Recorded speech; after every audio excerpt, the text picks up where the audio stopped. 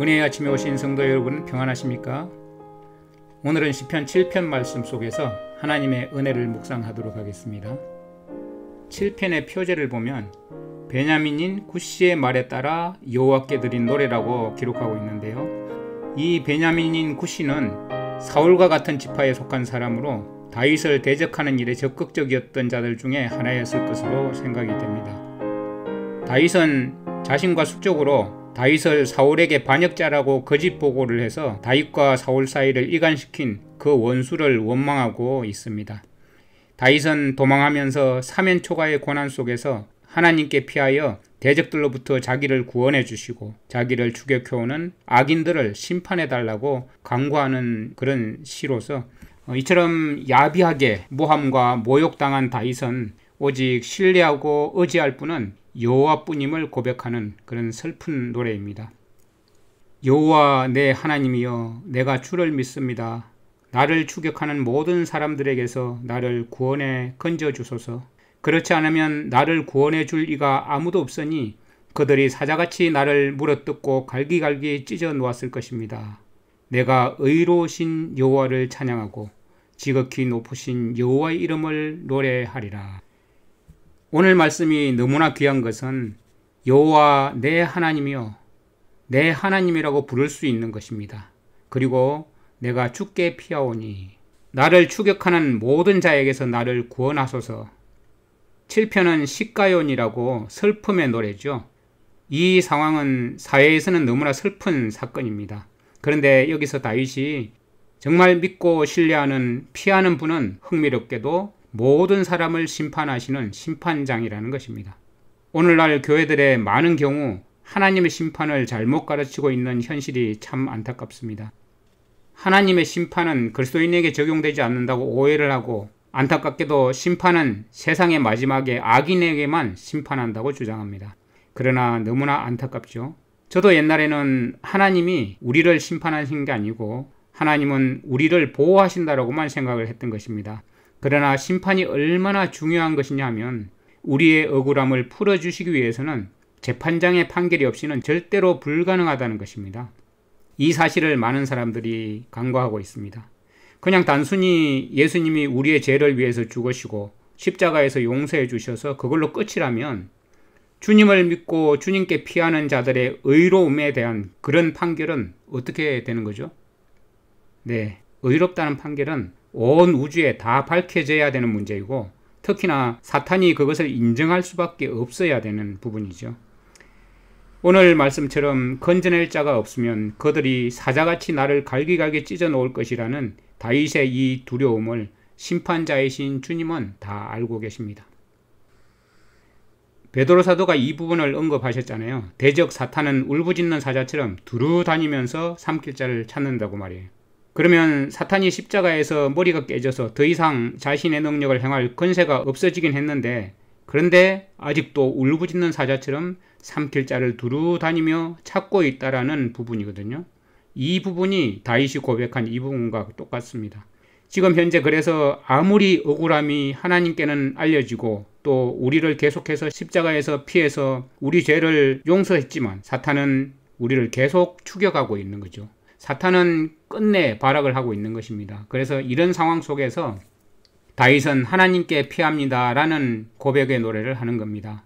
이 하나님께 피한다는 단어가 킹제임스 성경에는 신뢰한다는 표현으로 번역했죠. 원어상 신뢰한다가 맞는 것 같습니다. 내가 주님을 신뢰하오니, 그러니까 신뢰하는 행위가 피하는 거죠. 재판장을 신뢰하는 것은 굉장히 중요한 부분이죠. 왜냐하면 그분은 오늘 말씀처럼 의로우신 공의로우신 재판장, 그리고 이 다윗이 고백하는 것은 10절에 있거든요. 10절에 있듯이 나의 방패는 마음이 정직한 자를 구원하는 하나님께 있다는 거예요. 정직하다는 게 옳고 바르다는 거잖아요. 그러니까 주님께서 내신 길을 향해서 그대로 똑바로 걸어가는 사람, 그런 사람이죠. 그러면 그 사람의 허물과 그 사람의 연약함이 아니라 그 사람이 가는 방향과 그 사람의 사고방식과 그 사람의 길의 정당성이라는 거죠. 그것이 하나님께 있는 사람이거든요.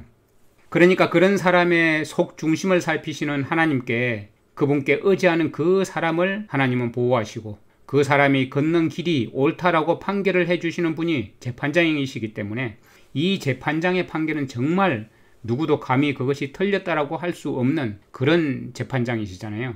그래서 그 재판장께서 지금 현재도 역사의 이 마지막 대속제일의 기간 동안 우리는 정말 노심초사하면서 우리의 마음을 살피고 주님께 의롭게 해주시기를 간절히 바라면서 주님의 의를 따라 걷는 자들을 주님께서는 지금도 내가 저들의 죄를 용서하고 내 피로 저들의 죄를 갚았습니다. 이렇게 하나님의 보좌 앞에서 신원하고 계시다는 것입니다. 그리고 이들이 하는 마음과 행동과 뜻이 올바릅니다 라고 변호하시고 인정해 주시는, 그리고 우리에게 이 죄악 세상을 통과할 수 있는, 그 시험을 통과할 수 있는 힘을, 능력을 공급해 주시는 그분을 우리가 믿는 마음이 아직도 여전히 끊임없이 존재하고 있다면 그것은 옳다라고 인정하시는 것이 하나님의 뜻이거든요.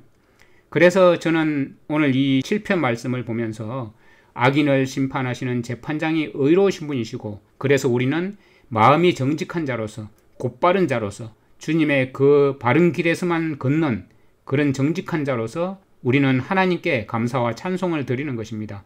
그런데 마음이 정직한 자가 아까 제가 말씀드렸듯이 그 사람의 그 의 자체라기보다는 주님의 모든 것은 옳다라는 사실을 그대로 인정하고 그 옳음대로 따라가는 자, 그런 자이기 때문에 하나님은 그것을 옳다라고 인정하시는 것이고 우리의 의로 삼아주시는 거죠. 그런데 악인들은 그렇지 않죠. 악인들의 주장은 재판장은 공의롭지 못합니다. 재판장은 틀렸습니다. 라고 악인들은 끊임없이 공격하고 있기 때문에, 그래서 이제 우리에게 마지막 숙제일 그것도 이제 마지막 재앙 때 우리는 주변에 아무도 없고 또 우리가 신뢰하고 믿을 만한 분은 오직 하나님밖에 없는데, 그러한 가운데서 악인들이 둘러싸서 끊임없이 공격하고 삼킬 자를 찾아서 어떻게 하면 물어뜯어 찢어버릴까, 이런 상황 가운데 있을 때 우리가 고백할 수 있는 고백이 아마 시편 7편이 되지 않을까, 그런 생각이 들지 않습니까? 그죠?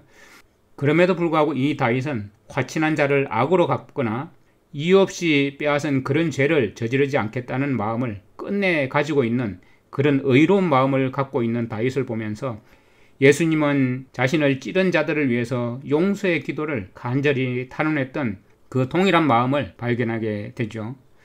다윗의 기도를 통해서 사실은 이제 하나님의 구속의 역사를 우리에게 이야기해 주고 있어요.